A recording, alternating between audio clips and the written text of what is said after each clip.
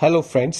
आज का वीडियो बहुत ही यूज़फुल होने वाला है क्योंकि लो बैक पेन एक ऐसी समस्या है जो ज़्यादातर लोगों ने स्पेशली 25 साल से 60-65 साल तक की उम्र में कई बार फेस की होगी और कई बार ऐसा लगा हो कि ये प्रॉब्लम सॉल्व ही नहीं हो रही है और ट्रीटमेंट के लिए आप डॉक्टर से डॉक्टर चेंज करते रहते हैं, अलग अलग ट्रीटमेंट मोडेलिटीज़ को चेंज करते हैं और समझ में नहीं आता है कि क्या करना चाहिए। आज मैं आपको इस वीडियो में वो तरीके बताऊंगा जहां बिना किसी ऑपरेशन के, बिना किसी सर्जरी के आप लो बैक पेन को ट्रीटमेंट कर सकते हो, डॉक्टर से सलाह ले सकते हो और क्या करना चाहिए उसको समझ सकते हो। सबसे पहले तो जो लो बैक पेन होते हैं वो दो तरीके के होते हैं। एक पेन वो होता है जो अभी लास्ट 3 महीने में पहली बार आपको रहा हो, जिसकी ड्यूरेशन 3 महीने की हुई हो, उसको हम एक्यूट लो बैक पेन बोलते हैं। या तो ये बहुत सीवियर लो बैक पेन होता है कि बहुत ज़्यादा पेन हो रहा है कि आपको अपना सारा काम छोड़कर घर पे बैठना पड़ रहा हो, या ये पेन ऐसा है कि जो आपको लगातार डिस्टर्ब करता रहता है, उस तरीके का हो। अगर ये पेन 3 महीने के बाद भी चलता रहे, लंबे समय तक चलता रहे, तब इसको हम क्रोनिक लो बैक पेन बोलते हैं। एक्यूट पेन जो होता है, कई बार ऐसा होता है कि पेन हुआ, आपने कुछ मेडिसिन खाई और कुछ समय के लिए आप ठीक हो गए, फिर आपने काम शुरू कर दिया और कुछ समय बाद वो पेन दोबारा शुरू हो जाता है। तो पहले यहाँ ये जानना जरूरी है कि ये पेन आपको सडनली हुआ क्यों। आजकल की कंडीशन में सबसे ज़्यादा कॉमन जो चीज़ होती है वो होती है हमारी लाइफ स्टाइल। लाइफ स्टाइल का मतलब है कि हमारा सिटिंग आवर्स बहुत ज़्यादा हैं, चाहे वो ड्राइविंग में हो या ट्रैवलिंग में हो या ऑफिस में लंबे समय तक बैठना हो, लंबे लंबे देर तक बैठे रहना हो। उसी के साथ साथ पिछले कुछ सालों में बहुत कॉमनली देखा गया है कि विटामिन डी की डेफिशिएंसी हमारे देश में बहुत ही ज़्यादा कॉमन है। ये एक ऐसी डेफिशिएंसी है इस विटामिन की जिसकी वजह से मसल्स के अंदर वीकनेस हो जाती है, और अगर आपका काम बैक का है, बैठे रहने का है, तो बैक पेन बहुत ज़्यादा कॉमनली होते हैं। ऐसे जो बैक पेन होते हैं वहाँ ये पता होना जरूरी है कि पहले क्या कभी आपको विटामिन डी की कमी रही थी, उस समय आपने अपने आप को ठीक कर लिया था, दोबारा आपने विटामिन डी लेना बंद कर दिया, या अभी आपकी हिस्ट्री मैच कर रही है कि विटामिन डी की कमी रहती है आपको और आपका काम एक्सर्शन वाला है। तो उस सिचुएशन में जो ये पेन होता है, ये एक डल तरीके का पेन होता है। आप जरा काम करने के बाद थक जाते हो, थका थका फील करते हो। ऐसी सिचुएशंस के अंदर विटामिन डी का सप्लीमेंट डॉक्टर की सलाह से और टेस्ट कराने के बाद लेना चाहिए, जिससे बहुत अच्छा इंप्रूवमेंट और एनर्जी लेवल बढ़ जाता है। ये सबसे कॉमन टाइप के पेन होते हैं जो आजकल की लाइफ स्टाइल से जुड़े हैं। इसमें पेन किलर का उतना ज़्यादा रोल नहीं होता है। इसके अंदर दो चीज़ों का मेन रोल होता है। एक तो muscle relaxation. Muscle relaxant medicine आती हैं अलग अलग टाइप की, जो डॉक्टर की सलाह से ली जा सकती हैं। कुछ ऐसी होती हैं जिन्हें लेने के बाद थोड़ा सडेशन रहता है, हल्का सा नशा रहता है, तो ऐसी एक्टिविटी से बचना होता है जहां आपको बहुत कंसंट्रेशन चाहिए होता है, जैसे ड्राइविंग या कोई ऐसा काम, मशीन वाला काम। तो वो डॉक्टर की सलाह से आपको मसल रिलैक्सेंट देना चाहिए। ये काम नेचुरली भी हो सकता है कि कोई मसाज कर दे बैक की, तो उससे भी आराम मिलता है, जेंटल मसाज। उसके अलावा कोई भी जो टॉपिकल क्रीम्स आती हैं, पेन किलर वाली क्रीम्स आती हैं जो बॉडी के अंदर नहीं जाती हैं, बट ये जो सेंसेशन होती है जिसमें हल्की सी एक जलन जैसी सेंसेशन होती है, उन क्रीम्स को लगाने से उससे भी एक सूदिंग इफेक्ट मिलता है, थोड़ा सा मसाज का इफेक्ट मिल जाता है। गर्म सिकाई से भी आराम मिलता है ऐसे बैक पेन्स के अंदर। और स्पाइन की स्पेसिफिक एक्सरसाइज होती हैं जिन्हें करने से भी आराम मिलता है। तो ये जो सबसे कॉमन टाइप का बैक पेन है जो आजकल देखा जाता है, उसका ये सबसे सिंपल तरीका है। उसके अलावा यंग पॉपुलेशन में डिस्क से जुड़े हुए पेन होते हैं, जहां पर उनके स्पेसिफिक टेस्ट होते हैं, जैसे स्ट्रेट लेग रेजिंग टेस्ट होता है, जहां पैर को उठा के देखा जाता है और देखा जाता है कि उससे उठाने पर पेन बढ़ रहा है नहीं बढ़ रहा है, कितने डिग्री पैर उठाने पे बढ़ रहा है। तो अगर डिस्क रिलेटेड पेन होते हैं तो उसके लिए थोड़ा सा जो ट्रेडिशनल एनएसएड यानी एंटी इन्फ्लेमेटरी पेन किलर्स होती हैं उनका रोल होता है, मसल रिलैक्सेंट का रोल होता है, सिकाई का रोल होता है, फिजियोथेरेपी में शॉर्ट वेव डायाथर्मी, अल्ट्रासोनिक, इन चीज़ों का रोल होता है। तो उससे उसके अंदर आराम मिल जाता है। साथ ही साथ कुछ ऐसे नर्व रिलेटेड पेन की मेडिसिन आती हैं, गाबापेंटिन, प्रीगैबलिन, जो सब डॉक्टर की सलाह से ही लेनी चाहिए और उनके द्वारा हम इस प्रकार के पेन को ठीक कर सकते हैं अगर ये ऐसा पेन आ रहा है। कई बार जब पेन बहुत लंबे समय से चल रहा होता है और हमें समझ में नहीं आता है क्या करें, डॉक्टर्स चेंज होते रहते हैं, तो एक तरीके से स्लीप डिस्टरबेंस और डिप्रेशन पेशेंट के अंदर आ जाता है, तो ऐसे केसेस में ऐसी मेडिसिन भी दी जाती है जिससे थोड़ा उनका नेचुरल स्लीप का रिदम बन सके। उसके साथ साथ कुछ ऐसी चीज़ें देने की कोशिश की जाती हैं जिससे उनका मूड का मॉड्यूलेशन हो सके। कई केसेस में तो एंटी डिप्रेसेंट भी दी जाती हैं ऐसे पेशेंट में जो बहुत लंबे समय से पेन से परेशान हैं, तो उनका जो डिप्रेशन के साथ साथ लो बैक पेन जुड़ जाता है, वहाँ ऐसी मेडिसिन देने का एक अच्छा रोल होता है। तो ये एक ऐसा अप्रोच है कि जहां आप किसी एक मेडिसिन से सारा काम नहीं कर सकते, आपको अलग अलग कंडीशन में अलग अलग मेडिसिन की जरूरत पड़ती है। जैसे जो विटामिन डी की डेफिशिएंसी वाली डिजीज होती है, उसमें विटामिन डी देने से ही सारा ठीक नहीं होगा, या अगर आप विटामिन डी नहीं दे रहे हैं और पेन किलर मसल रिलैक्सेंट दे रहे हैं तो भी बात नहीं बनेगी। तो सही मेडिसिन का पता होना, सही डायग्नोसिस का पता होना बहुत ज़्यादा इंपॉर्टेंट होता है, और ये मेडिसिन से ठीक होने वाली बीमारियां हैं। कुछ लो बैक पेन ऐसे होते हैं जहां पर आपको सीरियसली उनको मेडिसिन पे नहीं जाना चाहिए। इसका एक बहुत पुराना फॉर्मूला है, 3T का फॉर्मूला है। कोई भी अगर ट्रॉमा यानी कि फ्रैक्चर जैसी कोई कंडीशन हुई है, उसके पेन और उसका ट्रीटमेंट अलग होता है। या दूसरा टी होता है ट्यूमर। ट्यूमर के केसेस में अगर स्पाइन में कोई पहले आपको ट्यूमर रहा हो या बॉडी के किसी और पार्ट में ट्यूमर रहा हो, वो ट्यूमर वहाँ पे पहुँच जाता है, या अभी कोई ट्यूमर वहाँ डेवलप हुआ है, ये treatment normal low back pain में नहीं आते। इनकी क्वांटिटी बहुत कम होती है, मतलब 100 में से 1-2% लोग ही इस तरीके के क्लासिफिकेशन में आते हैं। तीसरे नंबर पे ट्यूबरक्लोसिस इंडिया में बहुत कॉमन देखा जाता है, या कोई भी और इन्फेक्शन। ये नॉर्मल लो बैक पेन से अलग सिचुएशंस है, इन्हें नॉर्मल लो बैक पेन के साथ नहीं देखना चाहिए। ये चीज़ें भी लो बैक पेन करती है, इसीलिए डॉक्टर का रोल इम्पॉर्टेंट होता है कि जब आप हिस्ट्री लेके पेशेंट को एग्जामिन करके उसके हिसाब से लो बैक पेन का ट्रीटमेंट करते हैं, तो ऐसी पॉसिबिलिटी छूट ना जाए, क्योंकि ये मेडिसिनल ट्रीटमेंट नहीं है। इसमें कुछ कुछ पॉसिबल रोल सर्जरी के होते ही हैं, या एक और सर्जिकल इमरजेंसी होती है कि अगर लो बैक पेन के साथ साथ सीवियर लो बैक पेन हो रहा है, पैरों की ताकत जा रही है, लैट्रिन बाथरूम का कंट्रोल छूट गया है, यानी कि ब्लैडर और बॉवल का कंट्रोल चला गया है, इसको हम कॉडा इक्वाइना सिंड्रोम बोलते हैं। और ये बहुत ही बड़ी मेडिकल इमरजेंसी होती है, सर्जिकल इमरजेंसी होती है, जहां पे इमीडिएट सर्जरी की जरूरत होती है, अदरवाइज वो फंक्शन का रिकवर करना मुश्किल पड़ जाता है। तो ये सीरियस कंडीशंस को छोड़ दें तो मैक्सिमम कंडीशंस जो होती हैं लो बैक पेन की, वो सही डायग्नोसिस के साथ मेडिसिन देने से ठीक हो जाती हैं। कई बार तो बहुत सारे माइल्ड पेन ऐसे होते हैं कि आपको होना शुरू हुआ, आपने थोड़े बहुत ट्रीटमेंट, योगा और कुछ कुछ चीज़ें की, और आप अपने आप ही धीरे धीरे विद इन ए मंथ ठीक हो गए हैं। तो ऐसी सिचुएशंस भी होती हैं, पर सही जानकारी होना सबसे इम्पॉर्टेंट है। मैं कहूँगा डायग्नोसिस का होना सबसे ज़्यादा इम्पॉर्टेंट है कि आखिरकार हम किस तरीके के बैक पेन का इलाज करा रहे हैं। सारे बैक पेन एक जैसे नहीं होते हैं, इसलिए डायग्नोसिस का बनना काफ़ी इम्पॉर्टेंट होता है। जब आपको डायग्नोसिस पता होती है तो उस कंडीशन में आप मेडिसिन कम से कम दे सकते हैं, और आप एक्यूरेट मेडिसिन दे सकते हैं, और आप प्रिडिक्टेबल तरीके से कि आपको पता है कि हाँ अब हम ये मेडिसिन देंगे और ये पेशेंट ठीक हो जाएगा। आजकल एक और ट्रेंड चला हुआ है, लो बैक पेन हुआ नहीं और आपने एमआरआई करा लिया, कई बार डॉक्टर की सलाह से, जो स्पेशलिस्ट नहीं है, ऑर्थोपेडिक सर्जन नहीं है या स्पाइन सर्जन नहीं है, उनके बिना ही आपने किसी दूसरे डॉक्टर से कह के एमआरआई करा लिया, या आपने खुद से जाके एमआरआई करा लिया। तो ऐसी सिचुएशन में सबसे बड़ा कंफ्यूजन ये आता है कि एमआरआई एक ऐसा टेस्ट है कि जो जरूरत से ज्यादा डायग्नोस करता है, यानी कि आप बिल्कुल एक नॉर्मल पर्सन है तभी भी आप एमआरआई कराएंगे, तब भी आपकी डिस्क में प्रॉब्लम दिख सकती है।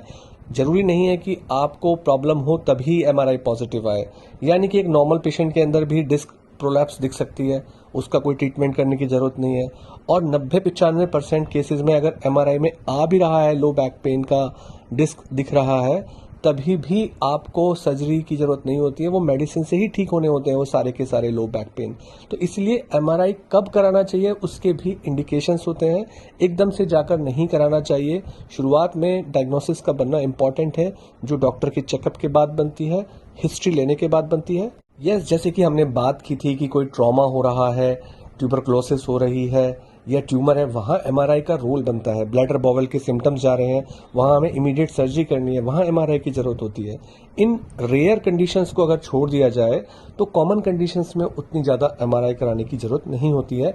कई बार एक्सरे कराने से भी बहुत सारी इंफॉर्मेशन मिल जाती है, जैसे विटामिन डी की कमी होती है और डिस्क की प्रॉब्लम होती है, तो उसमें हम एक एनालिसिस कर लेते हैं, ब्रॉड एनालिसिस कर लेते हैं कि मसल के अंदर स्पैज़म दिख रहा है, डिस्क स्पेस यानी दो बोन्स के बीच में स्पेस कम दिख रहा है, तो एज्यूम कर लेते हैं कि यहाँ डिस्क का स्पेस कम हो गया है। तो उससे भी हमें काफ़ी इन्फॉर्मेशन मिल जाती है। ज़रूरी नहीं है एमआरआई कराया जाए। और लो बैक पेन का कोई एक ट्रीटमेंट नहीं होता है, कई सारी मल्टीपल अप्रोचेस होती हैं। सबसे पहले पेशेंट को ये समझना चाहिए कि आप सारी कॉमन दवाइयाँ लेके किसी एक दवाई को खा के अपने लो बैक पेन को ठीक करना चाह रहे हैं, तो कभी कभी तो वो चीज़ काम कर जाती है। If it is a minor one तो वो ठीक हो जाती है, उसके अंदर प्रॉब्लम नहीं है। अगर प्रॉब्लम परसिस्ट कर रही है, आपको परेशान कर रही है, तो आपको डॉक्टर से कंसल्ट करके अपना एग्जामिनेशन करा के तभी मेडिसिन लेनी चाहिए। छोटा मोटा 1-2 दिन का पेन है, चल जाता है। आपने ऑइंटमेंट लगाया, सिकाई कर ली, उससे बात बन जाती है। कोई घर पे मेडिसिन रखी है जो 1-2 टैबलेट खाने से बात बन जाती है। अदरवाइज वो भी आपको डॉक्टर की सलाह से करना चाहिए। जैसे कई सारी सिचुएशंस होती हैं, डिस्क की प्रॉब्लम हुई, आपको वहाँ पे ये जानकारी होनी चाहिए कि डिस्क का प्रेशर सबसे ज़्यादा तब बढ़ता है जब आप आगे झुक के वजन उठाते हैं।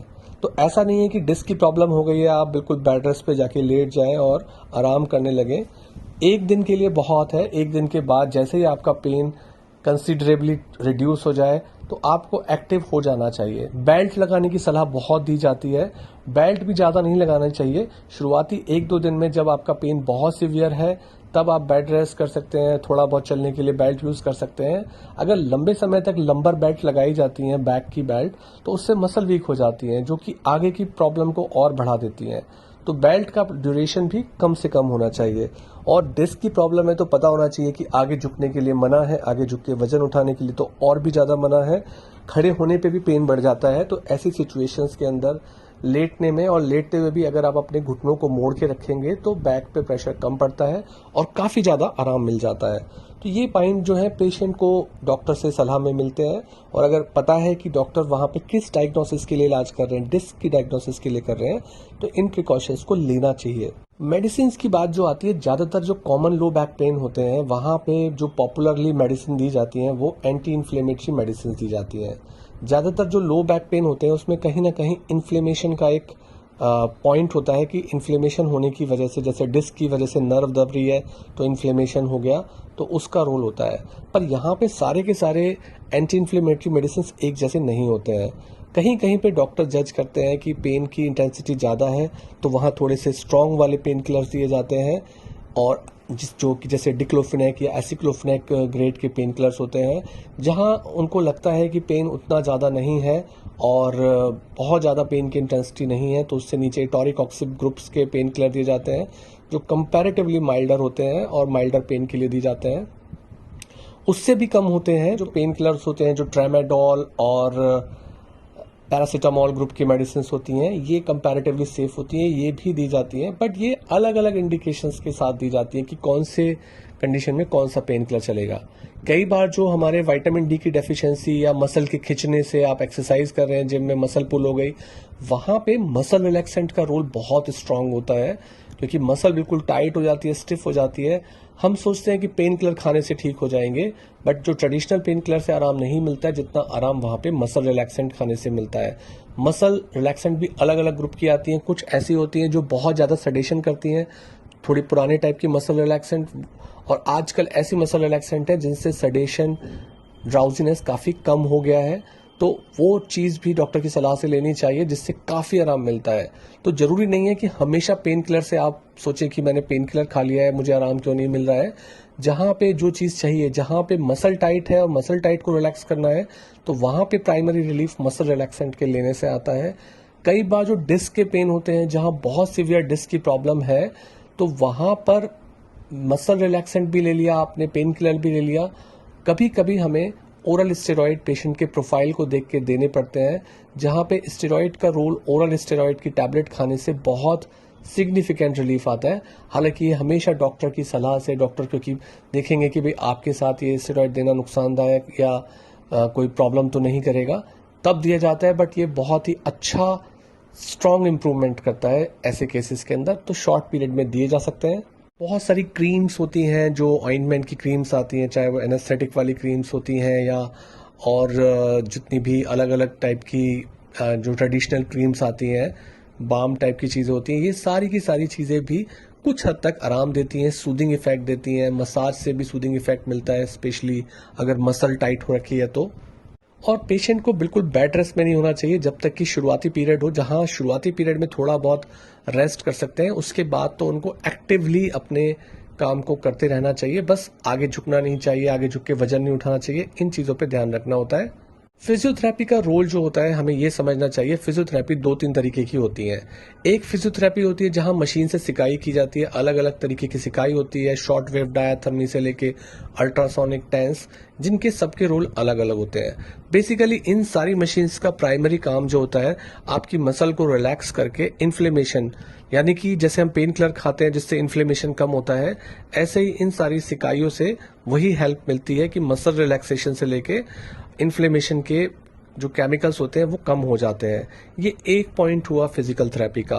दूसरा जो इम्पोर्टेंट पार्ट होता है कि जब आप ठीक होने लगते हैं तो दूसरी चीज आती है एक्सरसाइज की। जैसे डिस्क की प्रॉब्लम होती है तो उसके लिए जो अच्छी एक्सरसाइज होती है उसे हम बोलते हैं स्पाइनल एक्सटेंशन एक्सरसाइज। जो लोगों को स्टेनोसिस का पेन हो रहा है, जो ओल्ड एज में जब कैनाल का स्टेनोसिस हो जाता है, कैनाल का साइज छोटा होता है, जिसे हम बोलते हैं स्पाइनल कैनाल स्टेनोसिस या लंबर कैनाल स्टेनोसिस, तो उसके अंदर एक्सरसाइज दूसरे टाइप की होती है, जिन्हें बोलते हैं स्पाइनल फ्लेक्शन एक्सरसाइज। उसके अलावा जो नॉर्मल लोगों में जो मसल पुल होने की वजह से पेन होता है, जो बाद में जब ठीक हो जाते हैं, या जिनको बहुत लंबे समय से क्रॉनिक टाइम से लो बैक पेन चल रहा है, सालों से चल रहा है, उनके लिए होती हैं जो कोर स्ट्रेंथनिंग एक्सरसाइज होती हैं, जिससे स्पाइन आगे और पीछे दोनों तरफ से, हमारी एब्स की साइड भी और बैक मसल्स भी दोनों स्ट्रांग होती हैं।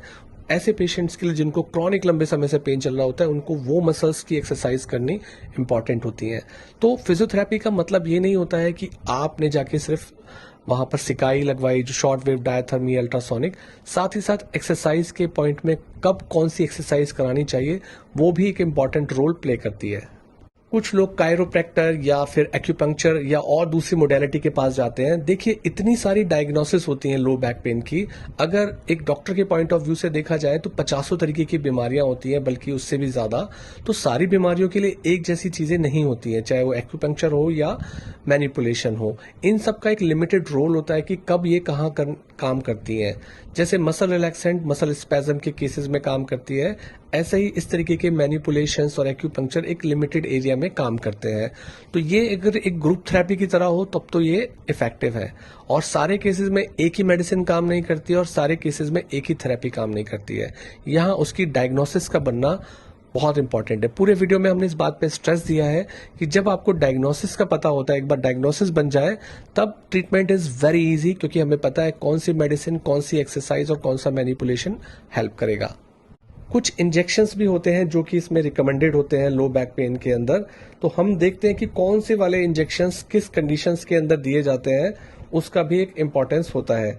जैसे कि स्पाइन के जो जोड़ होते हैं उनको हम फैसेट जॉइंट बोलते हैं।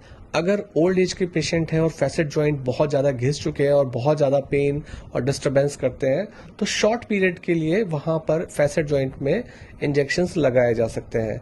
इसके अलावा अगर बैक पेन बहुत समय से परेशान कर रहा है, तो शॉर्ट पीरियड के लिए 3-4 महीने के लिए उसमें जो एपिड्यूरल इंजेक्शंस होते हैं उनका भी रोल होता है। या बैक पेन का रीज़न सैक्रोइलियक जॉइंट की प्रॉब्लम है। सैक्रोइलियक जॉइंट स्पाइन और हिप जॉइंट के बीच में होता है, तो वहां पे भी लोकल एनेस्थेटिक और स्टेरॉइड के इंजेक्शन लगाए जाते हैं, तो उस पर्टिकुलर एरिया में वो हेल्प कर सकता है। पैरों में दर्द बहुत ज्यादा जा रहा है, लंबे समय तक जा रहा है, आप सर्जरी नहीं कराना चाहते, तो उसके लिए ट्रांसफॉर्मिनल इंजेक्शंस होते हैं, वो लगाए जा सकते हैं। कई बार मसल का स्पैज्म बहुत ज्यादा होता है और कोई पर्टिकुलर हिस्से को दबाने पे बहुत दर्द होता है, तो उसको हम ट्रिगर पॉइंट बोलते हैं। वहां पर भी स्टेरॉइड के इंजेक्शन लगाए जाते हैं, जिससे उसमें मदद मिलती है। तो इंजेक्शन का रोल वहां भी होता है। तो ये सब के सब डॉक्टर से डिस्कशन के बाद आपकी डायग्नोसिस के हिसाब से होता है। किसी भी एक जगह कोई भी दूसरा इंजेक्शन नहीं लगाया जा सकता। हमारे ट्रीटमेंट के अंदर सबसे इंपॉर्टेंट बात यह है कि आपके बैक पेन का रीजन क्या है। कई सारी सिचुएशंस ऐसी होती हैं जहां पे अगर रीजन पता हो तो आप सिंगल मेडिसिन से भी ठीक हो सकते हो या सिंगल ट्रीटमेंट से भी ठीक हो सकते हो।